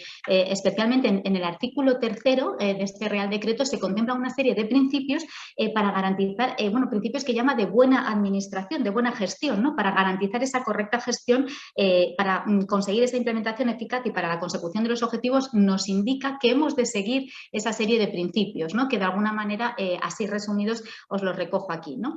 El primero de ellos hace referencia a la planificación estratégica, ¿no? A la que he unido a la rendición de cuentas ya ese análisis o esa evaluación que tan brillantemente comentaba Borja Colón, ese análisis ex post, ¿no? ¿Por qué lo vinculo? Porque yo creo que la planificación está muy bien, ¿no? De hecho ya, bueno, yo creo que de alguna manera ya va calando en nuestras organizaciones, ¿no? Entre otras cosas porque ya las diferentes normas jurídicas ya pues tenemos ahí pues el plan de contratación, el plan de movilidad urbana sostenible, planes estratégicos, planes de igualdad. Las distintas normativas ya nos indican, ya nos han fijado esa hoja de ruta tendente a planificar, ¿no? las políticas públicas y de alguna manera está, pues bueno, pues ha tenido un cierto calado en nuestra organización. Pero ahora necesitamos que esos planes sean reales, sean efectivos, no sea simplemente un documento que tengo allí, muy bien, ya lo tengo, ya le pongo la X, he cumplido, tengo el plan, sino que realmente sean ejecutables y que además verifique que realmente son realistas, ¿no? y que los estoy pudiendo ejecutar. Y por ello creo que es muy importante que se basen también en ese análisis, ¿no?, de la ejecución. Es decir, evalúo qué es lo que he conseguido ejecutar y en base a lo que yo veo que voy pudiendo hacer, planifico, ¿no? Hago el siguiente plan, hago la siguiente planificación que esté basada en unos resultados que voy consiguiendo o en una serie de políticas que veo que voy bien encaminada, porque ¿qué sentido tiene hacer una planificación en abstracto que luego no sabemos si voy a poder cumplir, si realmente es lo que me está demandando la ciudadanía, etcétera, etcétera, ¿no? Y además ha de ser una planificación flexible, ¿no? Porque nos estamos dando cuenta que hoy en día, bueno, ¿quién nos iba a decir, ¿no?, hace apenas 4 años, ¿no?, todas las situaciones que íbamos a vivir, ¿no? Entonces, tiene que ser una planificación estratégica completa, pero que sea flexible, ¿no?, que permita adaptarse a todas estas circunstancias que nos pueden ir llegando, ¿no? Y que además esté, por supuesto, alineada con la Agenda 2030 y la Agenda Urbana, ¿no? Por lo tanto, hablaríamos de una planificación que se anticipa, ¿no?, que permite anticipar esa línea a seguir, porque claro, tenemos que saber hacia dónde vamos, ¿no?, porque muchas veces esto nos pasa, sobre todo en la administración local, ¿no?, que bueno, como todo es tan urgente, pues ya uno ya no sabe ni hacia dónde tiene que ir, no tenemos una línea estratégica clara, ¿no? Tiene que tener este carácter de anticipación, también transparencia, porque que la ciudadanía, tenemos que mostrar a la ciudadanía lo que pretendemos hacer, ¿no?, a través de esa planificación. Nosotros, por ejemplo, en materia de contratación, que sabéis que me dedico mucho a estos temas, ha sido crucial, ¿no?, esa presentación, que este año además hemos hecho una presentación pública del plan de contratación. Esto es lo que vamos a contratar en este año, ¿no?, para que la ciudadanía un poco, y en este caso, pues las pymes, ¿no?, pues sepan un poco cuál va a ser la línea a seguir por parte del ayuntamiento, ¿no?, y puedan tener esa información y vayan preparadas al respecto, ¿no? Y finalmente también en materia de control, porque la ciudadanía tendrá que saber qué era lo que nos proponíamos hacer para saber si lo hemos cumplido o no, ¿no?, para de alguna manera pues verificar si realmente esas políticas públicas, qué era lo que queríamos hacer, si se está haciendo o no se está haciendo, ¿no? La segunda de las herramientas infalibles que os propongo es la gestión por objetivos, ¿no? Esta, como digo aquí, es la gran asignatura pendiente en muchas administraciones, especialmente en las pequeñas, ¿no? Pero aún estamos a tiempo, ¿no? Y yo creo que precisamente la gestión de fondos europeos, que se insiste tanto a nivel europeo en ese concepto de hito, ¿no?, de objetivo, pues nos puede ayudar mucho, porque si esto lo incorporamos a nuestra forma de trabajar, se puede quedar consolidado en nuestra organización y ya extenderlo, ¿no? Precisamente el artículo 3, al que tanto me estoy refiriendo, del Real Decreto Ley 36, hace referencia a eso, ¿no?, a la gestión por objetivos como el establecimiento de indicadores al efecto, ¿no? Es muy importante, ¿no? No solamente planificar, sino luego concretar esa planificación, ¿vale? Quiero conseguir esto, pero ¿cómo lo voy a hacer, ¿no? Para ello es necesario, pues, contemplar una serie de objetivos que sean específicos, ¿no?, que sean medibles también, ¿no?, porque si no, no sabemos si los estamos cumpliendo, ¿no? Y es muy importante, bueno, pues no por un efecto de simplemente de control o de presión hacia el cumplimiento, sino de conocimiento, ¿no? Para nosotros, por ejemplo, vuelvo a las referencias en materia de contratación de mi ayuntamiento, nosotros todos los años hacemos una memoria de contratación donde especificamos todo, donde ahí recogemos todo lo que estamos haciendo en materia de contratación ese año, ¿no? Y nos sirve mucho para ver un poco todo, dónde tenemos, bueno, de hecho, la memoria siempre lleva un análisis DAP o cualquier otro tipo de análisis que nos permita ver, bueno, pues qué es lo que tenemos que, dónde tenemos que, bueno, pues apretar un poquito más, qué cosas tenemos que mejorar, qué cosas realmente van por buen camino y hay que seguir en esa línea, ¿no? Es muy importante, ¿no?, esta medición. Tienen que ser objetivos claros, ¿no?, porque no le puedes decir a un empleado o empleada pública, vale, hay que fomentar la integridad, muy bien, pero ¿cómo lo hago, no? Tendrá que haber un objetivo claro, concreto, ¿no?, alcanzable también, ¿no?, porque si no, un poco lo que decía Borja, nos desmotivamos, ¿no? Hay muchas empleadas y empleados públicos que tienen una gran, bueno, pues una gran pasión por lo público, que quieren hacer muchas cosas, pero si vemos que nunca llegamos a nada y que siempre es todo imposible, pues eso genera mucha desmotivación, ¿no? Por eso, como antes decía, esa importancia de la planificación, pero de una planificación realista, una planificación que pueda ser cumplida, de tal manera que cuando cumplimos esos objetivos, que cuando los alcanzamos, ahí recibimos, ¿no?, nuestra motivación para ir a por otros nuevos, ¿no? Y por supuesto planificados, ¿no? No pueden ser objetivos improvisados, ahora vamos a hacer esto, ahora vamos a hacer... No, tiene que ser algo que realmente hayamos visto que esa es la línea que queremos seguir, ¿no?, que no sean improvisados. Y para ello pasamos a la tercera herramienta que a mí me encanta, que es la de los equipos multidisciplinares, ¿no?, para coordinar materias transversales de gestión. Esto de cómo se trabaja en algunos ayuntamientos, donde cada departamento, ¿no?, parece que es como decía antes el anuncio de IKEA, ¿no?, República Independiente, o sea, y cada uno tiene ahí su departamento, de ahí no sale y de ahí no. Hoy en día cualquier materia exige un trabajo multidisciplinar, ¿no?, personas con distintas formaciones para llevar a cabo cualquier proyecto, ¿no? Yo escuchaba cuando comentaba Roberto en la entrevista que tuvimos en la sesión anterior de Skills, ¿no? De cómo iban a formar ese equipo y los perfiles que tenían perfiles jurídicos, económicos, pero ahora iban a incorporar otros perfiles más tecnológicos. Es que necesitamos, para cualquier materia de la administración, necesitamos estos perfiles transversales, ¿no? Y también es importante generar grupos de trabajo para objetivos concretos, que a lo mejor ahora formo equipo con estos otros dos departamentos o otros compañeros y luego formo otro equipo con otras personas. O sea, no ser unos departamentos estándar, ¿no? Que de ahí no se sale, ¿no? Y esto es importante, ¿no? El trabajo en grupo, en equipo, la colaboración, ¿no? Y para ello propongo tres cuestiones, ¿no? La primera es el trabajo en red, ¿no? Es muy importante trabajar en red con otras organizaciones, con otras administraciones y también internamente, ¿no? Trabajando en red con compartir experiencias, ¿no? Nosotros desde el ayuntamiento hemos iniciado una experiencia que se llama los cafés PYME, y es que compartimos experiencia con otros ayuntamientos. Hemos empezado con ayuntamientos de la zona para hacerlo presencial, pero queremos extenderlo a otros municipios porque es muy enriquecedor, porque todos tenemos muchas veces unos problemas muy similares, ¿no? Y compartir estas experiencias, ver lo que se está haciendo, bueno, es que es increíble, ¿no? Lo mucho que se aprende, ¿no? Y es muy importante trabajar en red, ¿no? Multiplica, ¿no? el esfuerzo individual siempre. En segundo lugar, es necesaria el fomento, crear un clima en tu organización que fomente la innovación. ¿Cómo? Bueno, pues de tal manera que se cree ese clima, ese ambiente, ese hábitat, ¿no? Donde una persona vea donde florezca, donde se permita florecer esas innovaciones. ¿Por qué? Bueno, por una parte porque se valore, se estimule, pero también porque se vea que es posible, ¿no? No basta simplemente con que haya una persona dentro de la organización innovadora, ¿no? Que contra viento y marea se enfrente a todo, sino que es necesario que se generen distintos focos de tal manera que se llegue a contagiar y que se cree ese ambiente de organización innovadora, no solo de persona innovadora dentro de una organización, ¿no? Que se genere ese ambiente global donde todos vean, bueno, pues vean que cada uno en su momento, en su tiempo, con sus competencias, pero que sientan que pueden, ¿no? Innovar, ¿no? Que van a ser escuchados ante esos proyectos, ante esas ideas, ante esas posibilidades de mejora, ¿no? Y además que las van a poder ejecutar, ¿no? Como decía antes Borja, es importante también que desde el punto de vista político se deje hacer, ¿no? Bueno, pues de alguna manera se permita que esto se haga, y si creamos ese ambiente en donde los proyectos vemos que salen adelante, eso es de un efecto contagio muy, muy positivo, ¿no? Y finalmente es necesario abogar por un liderazgo, ¿no? Un liderazgo ético y colaborativo, ¿no? Porque, como decíamos, ya no basta simplemente esas organizaciones, si queremos crear ese fomento de la innovación, ese trabajo en red, hay que escuchar las opiniones de todos. No basta simplemente con que una persona ordene y mande y los demás tengan que hacer eso que se ha dicho sin poder expresar sus opiniones, sin poder compartir sus ideas, sin que vean que van a ser escuchados y por lo tanto, bueno, pues con cuanta más gente contemos, mayor va a ser el resultado posible obtenido, ¿no? O sea, es muy importante fomentar esa colaboración y ese trabajo en grupo, ¿no? Y para ello necesitamos líderes que sean capaces de motivar precisamente eso, ¿no? Que cada persona del equipo pueda sacar lo mejor de sí misma y juntos sumemos, ¿no? Muy importante. Pasamos a la siguiente herramienta infalible, la cuarta, que es la simplificación y, en consecuencia, la profesionalización, ¿no?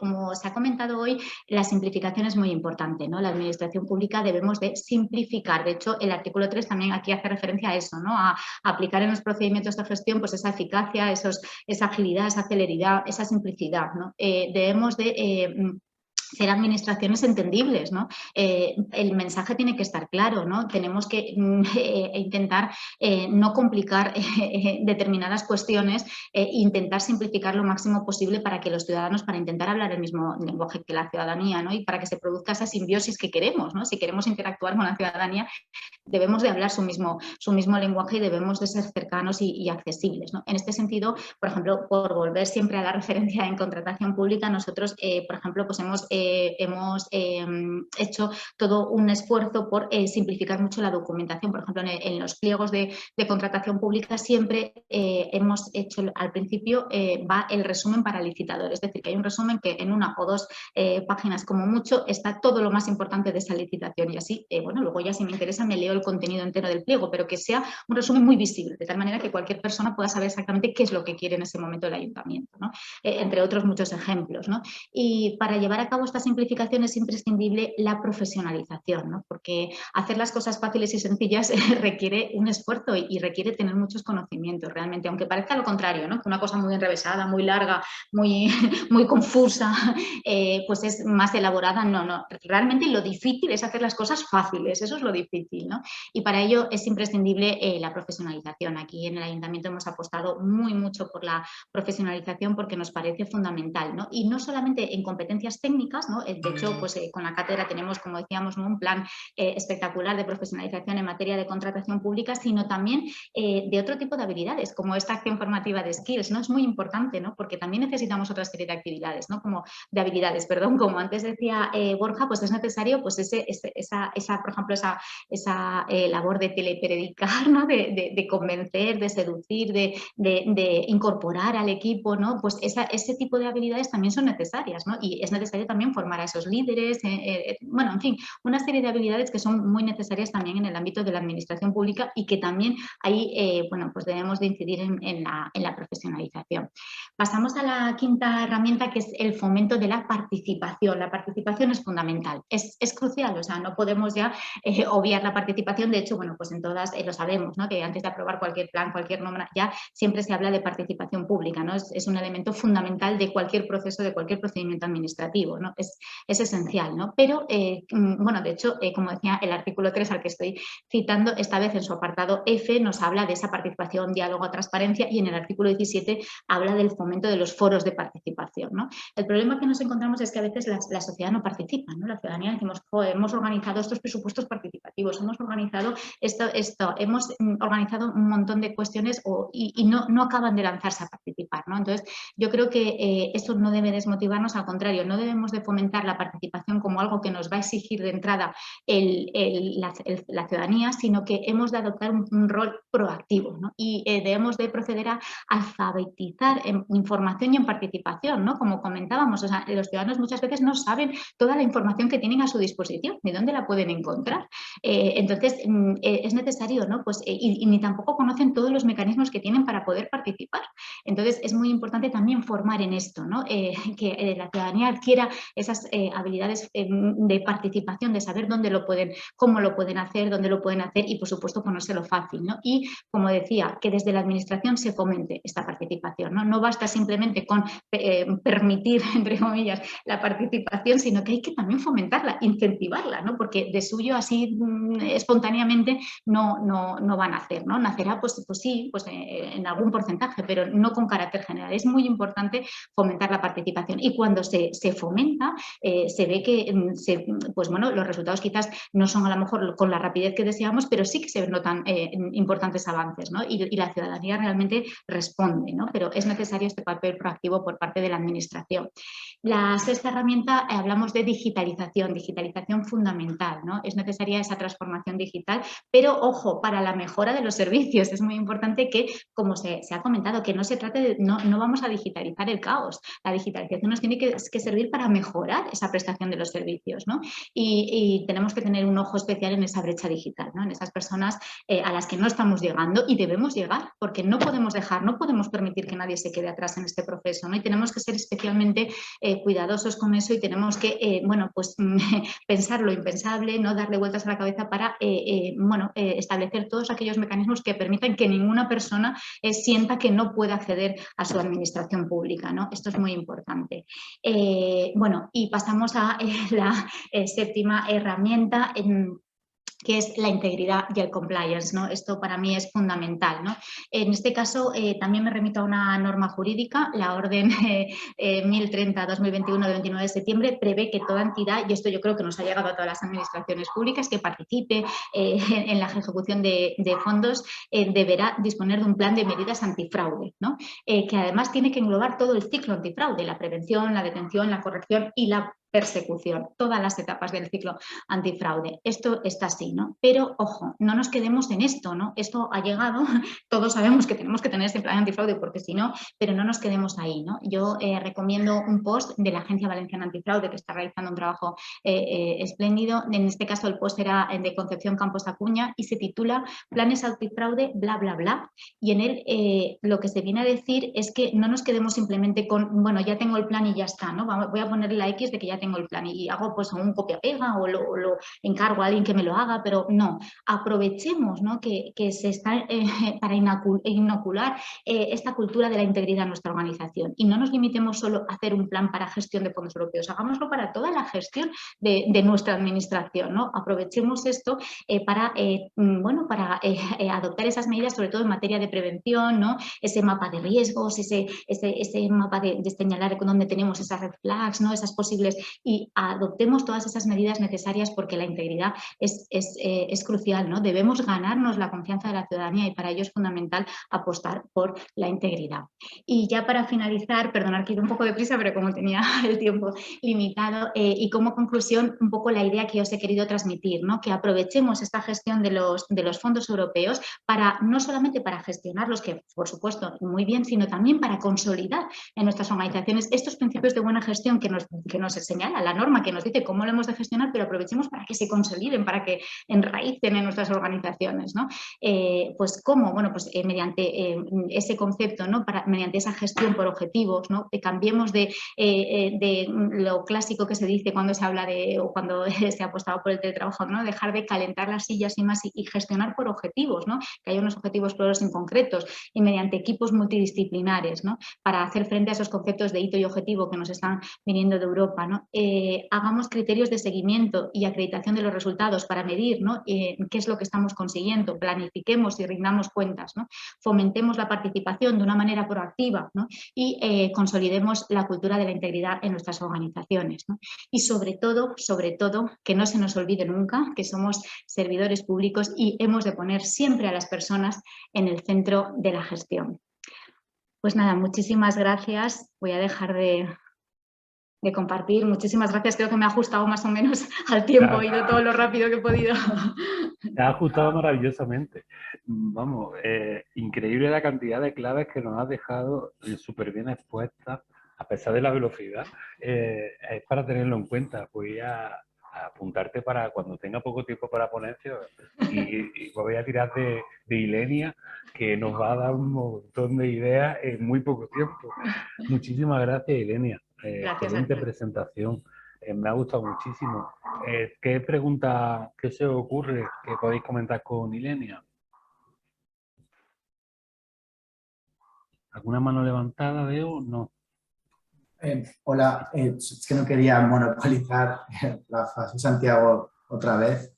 Muy bien. Ilenia, muchísimas gracias. Uy, me pongo la cámara. A mí sí que me interesaba saber, pero quería ver si alguien preguntaba también, me interesaba saber en esta colaboración con otros municipios del entorno. Sí. ¿En qué estáis ahora? ¿Puedes comentar alguna iniciativa interesante con Next Generation o con otro tipo de iniciativa y en qué ámbito? Sí, era un poco... Pues un poco estamos intentando ahora que ya, bueno, pues la pandemia un poquito nos lo permite, un contacto un poquito más cercano, estamos intentando fomentar esas redes, ¿no?, de colaboración entre ayuntamientos cercanos, ¿no? Entonces, hemos empezado, como decía, con esa iniciativa de los Café Pimel, un poco pues eso, sí, que vemos municipios que hemos juntado pues varios municipios y bueno, pues debatimos sobre algún tema, ¿no? Muchas veces vinculadas a la contratación pública porque es donde más, bueno, pues es una de las cosas a las que dedico yo más tiempo, pero bueno, en general en temas varios, ¿no? Y ahora, por ejemplo, con la cátedra hemos suscrito un convenio de cátedra con la Universidad Udima y dentro de la cátedra se prevén diversas acciones, ¿no? Una de ellas es la profesionalización. Hemos aprobado un plan de profesionalización con una serie de actividades formativas y lo que hemos hecho es invitar a todos los municipios de la comarca, de Camp de Turia en este caso, ¿no?, para crear esa red, ¿no?, para que todos nos formemos, les invitamos a participar en estas acciones formativas y ahí intentamos crear esta red. Y la idea es llegar a crear pues pues un foro público, a lo mejor de contratación local, y quien dice esa idea dice pues en otras materias, ¿no? De momento nos hemos focalizado más en esto, pero un poco para crear esa red, ¿no? Y la verdad que bueno, pues hemos conseguido, bueno, pues eso, compartir muchas experiencias y muy enriquecedoras. También con ocasión precisamente de los premios Novagov tuvimos la ocasión de compartir con otras administraciones que también habían presentado candidatura y nos comentaron sus proyectos, bueno, nos comentamos mutuamente todos nuestros proyectos y la verdad que fue muy enriquecedor y conoces a gente que además te contagia su entusiasmo, sus ganas de hacer cosas y ves cómo lo han hecho y se cogen muchas ideas. Me parece muy, muy, muy importante, ¿no? Yo creo que es algo que debemos de fomentar, que además ahora con las nuevas tecnologías nos lo permite de una manera mucho más fácil, ¿no? Porque antes reunirte con alguien de un ayuntamiento de, no sé, del norte de España estando en Valencia, pues era más complicado, pero hoy en día con todas las herramientas que disponemos y a las que nos hemos acostumbrado, nos hemos tenido que acostumbrar con la pandemia, pues resulta más sencillo, ¿no? Y es muy recomendable. Muchas gracias. Gracias, Santiago. ¿Alguien más quiere hacer algún comentario, alguna pregunta?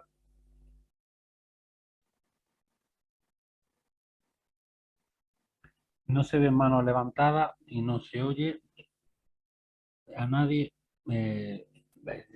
Hay algunas felicitaciones que comparto, brillante, estoy de acuerdo completamente con esta valoración. Ha sido una excelente presentación, Ilenia. Os he dejado en el chat el enlace a la carpeta compartida en la que están todas las ponencias de este itinerario formativo, ¿de acuerdo? Desde ahí, pues, de las 3 semanas, podéis descargar todas las ponencias. Sí, desde luego. También comparto el comentario de Lorena. Ay, Lorena, muchas gracias. Embajadores, Es mutuo, es mutuo. compartir conocimiento, desde luego que sí. Y Lorena me da pie a recordaros que mañana es una de las dinamizadoras de los talleres que van a tener lugar en el Ayuntamiento de Ribarroya de Turia. En primer lugar será Pilar Moreno, que nos va a hablar de los microinfluyentes, de cómo generar marca ciudad, desde la empatía, desde las administraciones públicas. Interesantísimo. Pilar siempre tiene muchísimo que aportar y bueno, siempre digo lo mismo de ella, es un talento en la administración pública, un talento joven de un valor incalculable. No sabemos dónde estará el techo de Pilar, pero la acompañaremos en ese camino. Y de Lorena Struch, pues puedo decir cosas similares. Lorena es una empleada pública brillante, que es una auténtica referencia en la gestión de recursos humanos a nivel nacional y que mañana vaya a tener la suerte de tenerla físicamente en un taller en Ribarroya de Turia y os va a hablar de upskilling y reskilling en cuanto a las competencias individuales, a las competencias profesionales individuales. Os digo, los que estéis en Ribarroya o cerca, tenéis una oportunidad estupenda mañana y las puertas abiertas para asistir a estos talleres.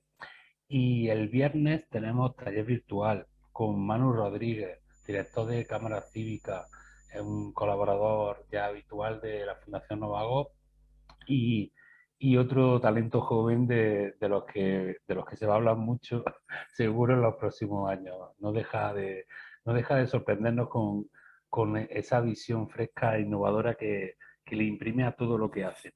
Y bueno, vamos a hacer un taller teniendo en cuenta las limitaciones de tiempo, pero un taller que creemos que de cara a las competencias directivas puede ser muy interesante, de visionado estratégico. Es un ejercicio que es sencillo, que podéis aprender a cómo implementarlo y después podéis desarrollarlo adaptándolo a vuestra organización, a vuestras necesidades en un futuro, que en cierta medida es lo que perseguimos también con este itinerario formativo, dar herramientas, dejar una caja de herramientas que puedan ser de utilidad para vuestro desempeño como profesionales del sector público y como directivos públicos.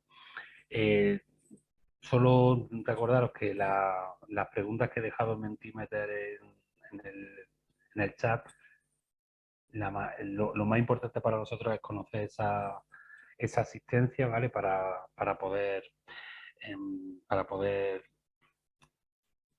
organizar mejor lo que viene. Y ya estamos muy fuera de hora. Os agradezco mucho la paciencia y estos minutitos extras que nos habéis dedicado.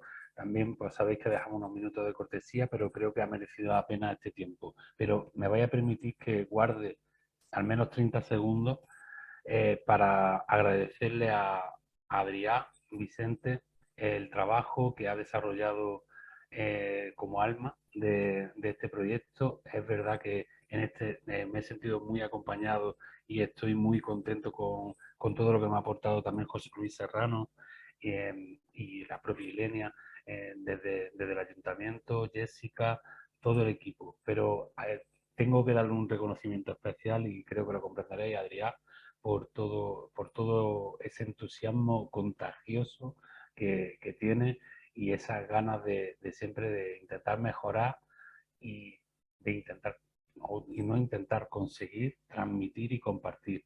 Adrián, un abrazo enorme y mucha suerte en este nuevo trayecto. Y esta tarde, porque estáis viendo, Esquí 2030, como decía un chiste antiguo de Marta y Triste, hay barcas para seguir. Esta tarde tenemos entrevistas con Pep, con José Luis Serrano y con Oscar Millán, y vamos a hablar de talento, de captación de talento joven y gestión del talento, y vamos a hablar de contratación pública responsive, de contratación pública con propósito. Otra vez temas interesantes, a las 7 en el canal YouTube de la Fundación Novagov, en directo, o en nuestra cuenta de Twitter. Muchísimas gracias por todo.